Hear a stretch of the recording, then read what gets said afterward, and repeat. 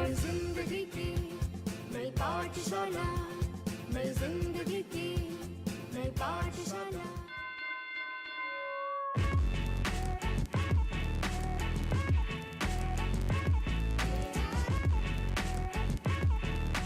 Good morning बच्चों। जैसा कि आप देख रहे हैं कि क्लास 12 की कक्षा और इसमें इंटीग्रल्स समाकलन, ये इंटीग्रल्स है क्या?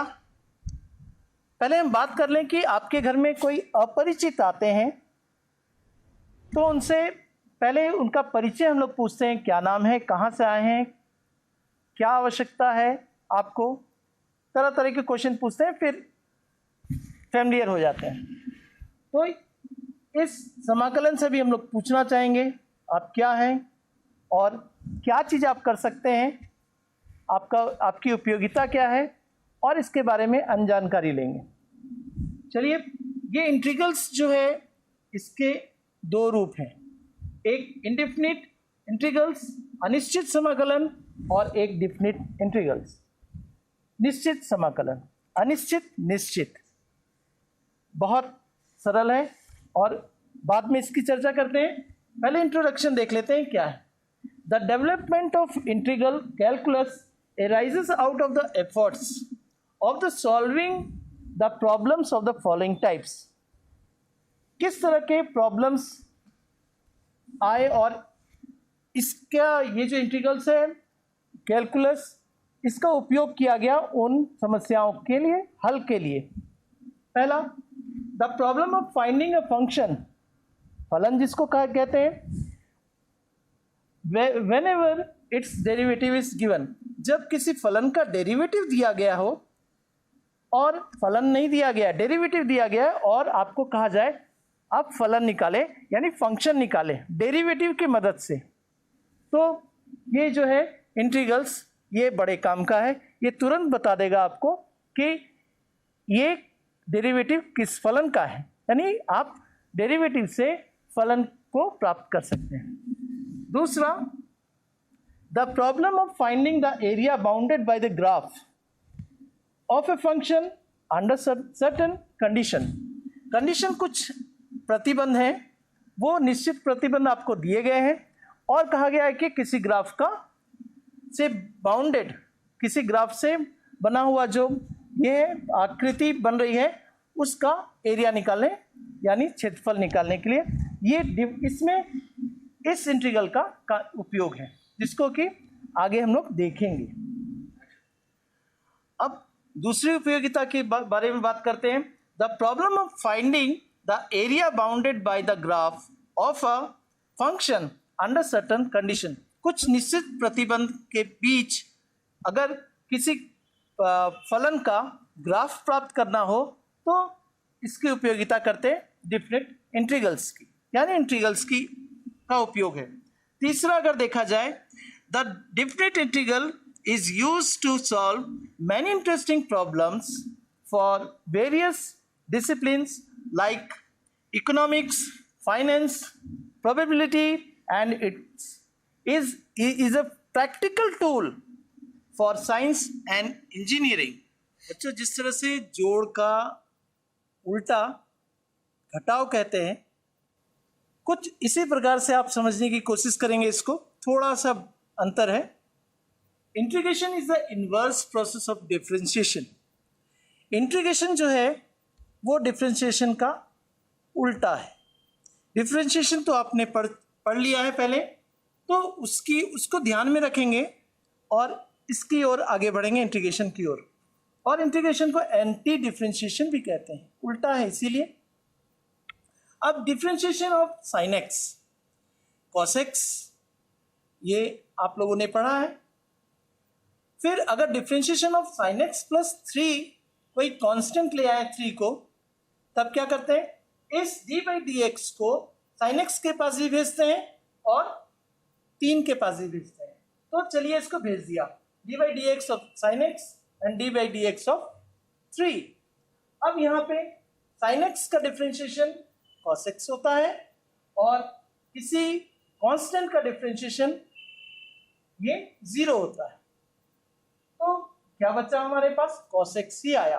ध्यान दीजिए कि यहाँ sin x का डिफ्रेंशिएशन cos x था और यहाँ sin x प्लस 3 का डिफ्रेंशिएशन cos x आया।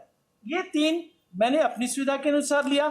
आप इसके जगह पे कोई भी रियल नंबर्स या कुछ रख सकते हैं, कांस्टेंट फंक्शन होना चाहिए। जैसे यहाँ पे मैंने लिया स्क्वायर रूट ऑफ 7 लिया 3 की जगह, तब भी तो इसका cos x ही आएगा।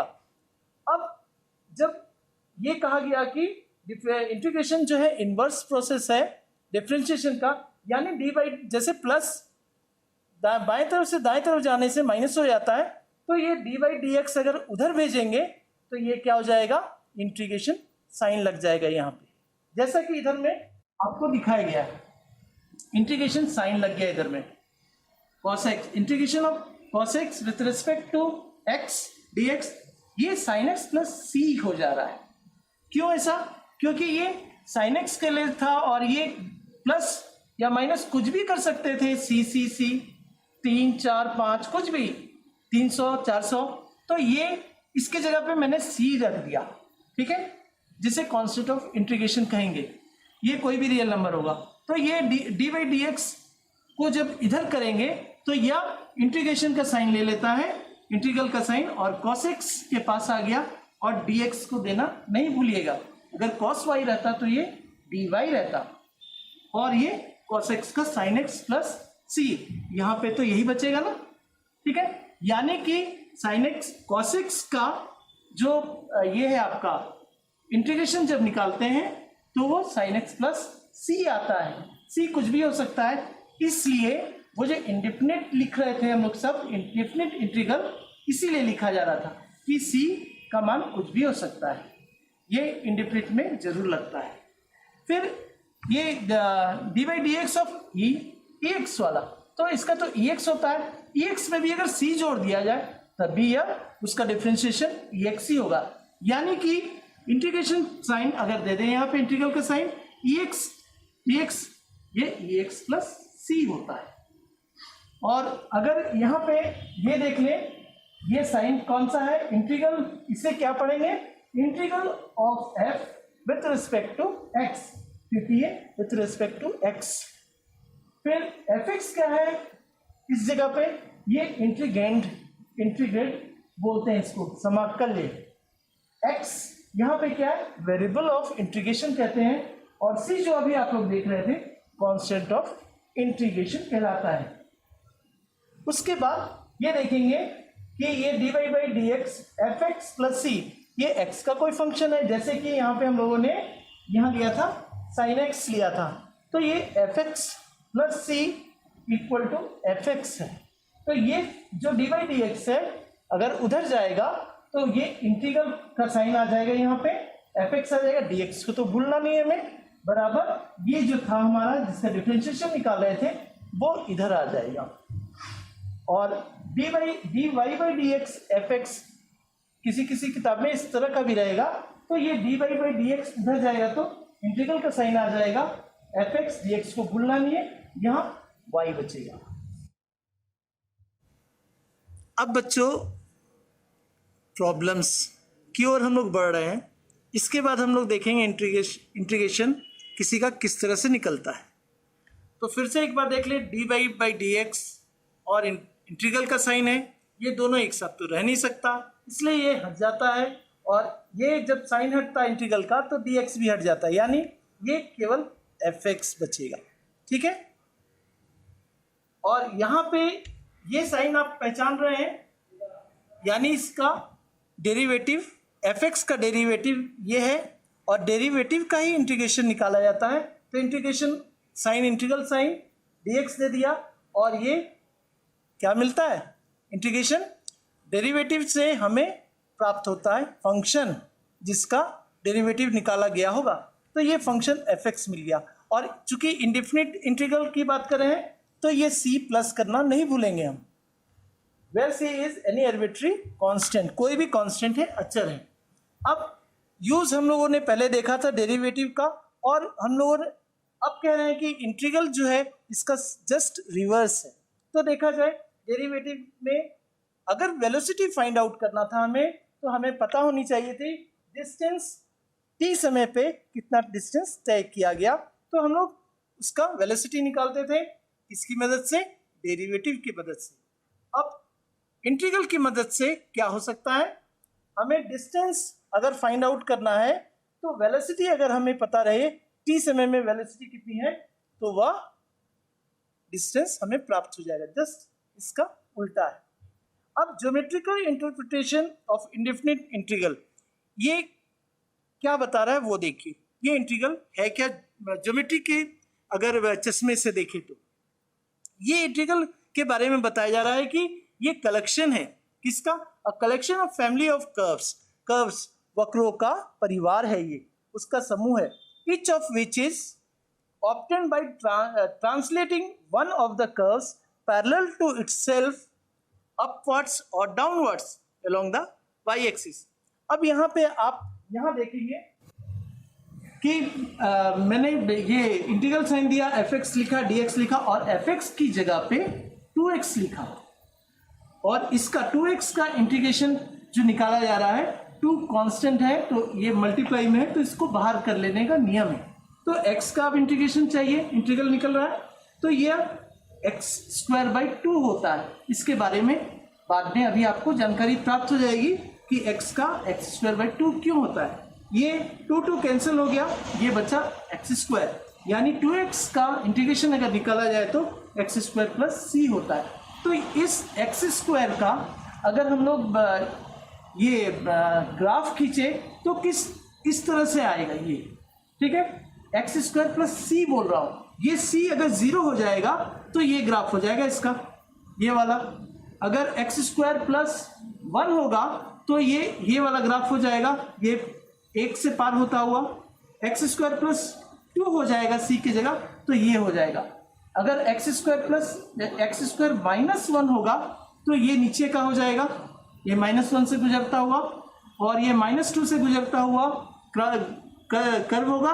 यदि x² - 2 होगा और x² - 3 के लिए ये कर्व हो जाएगा उसका ग्राफ। तो ये फैमिली ऑफ ग्राफ्स मिल रहा है हमें कर्व्स का। तो ये देखेंगे कि इसका और एक खासियत क्या है कि आप y एक्सिस के पैरेलल में समांतर में एक रेखा खींच लीजिए। अब ये रेखा जो ब्लू कलर से आपको दिखाई दे रही है, ये जिस पॉइंट में इन वक्रों को काटी है, प्रतिच्छेद कर रही है, वो आप नाम दे दीजिए उसका।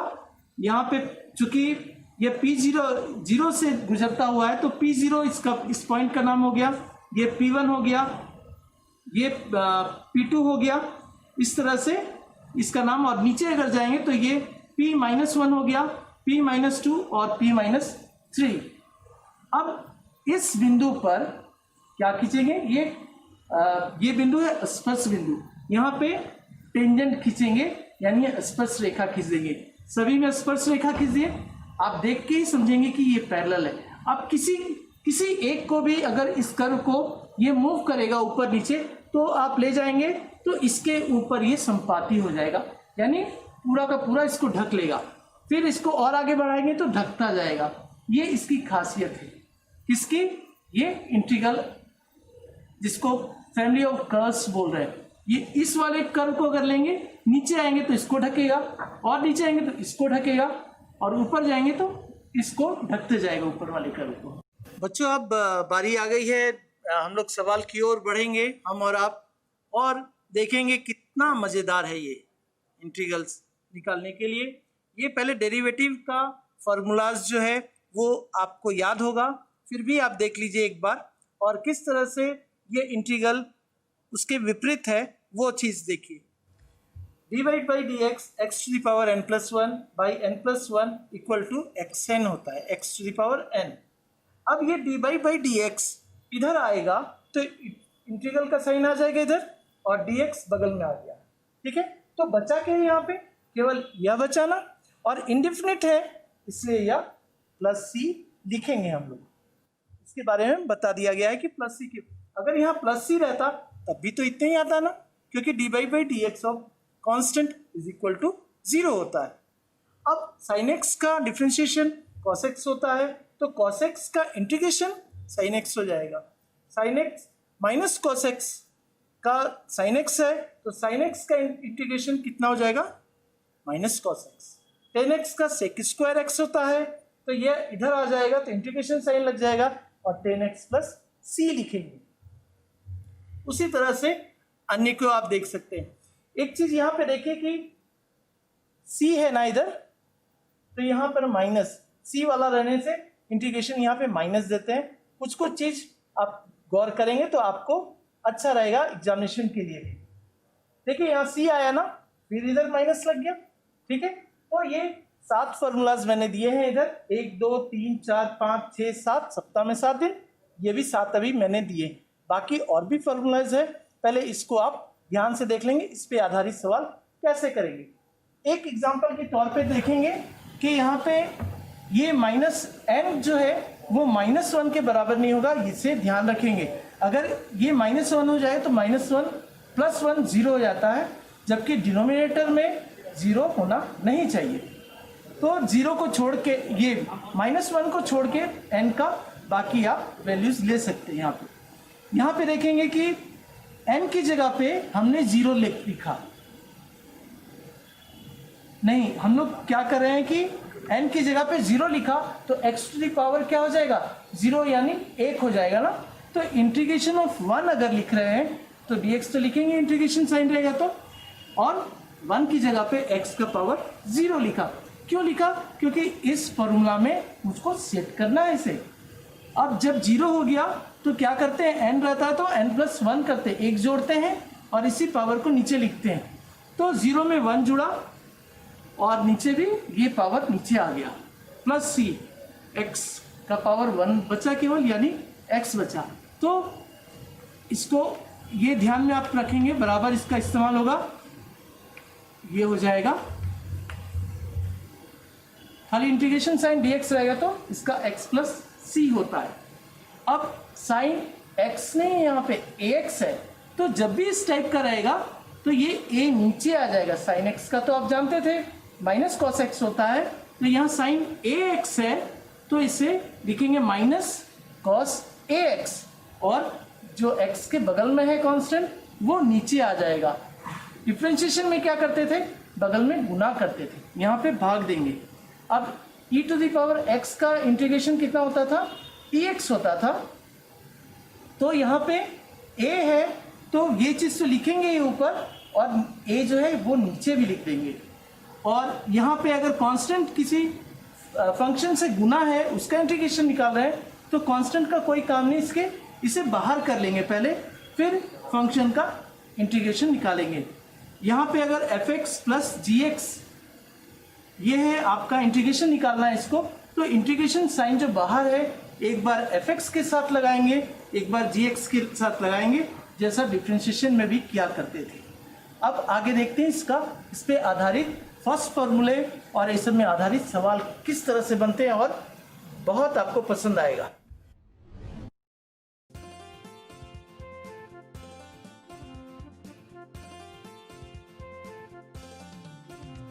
मैं जिंदगी की नई पाठशाला, मैं जिंदगी की नई पाठशाला।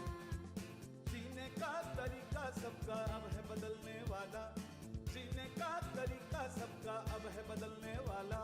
नई जिंदगी की नई पाठशाला, नई जिंदगी की नई पाठशाला।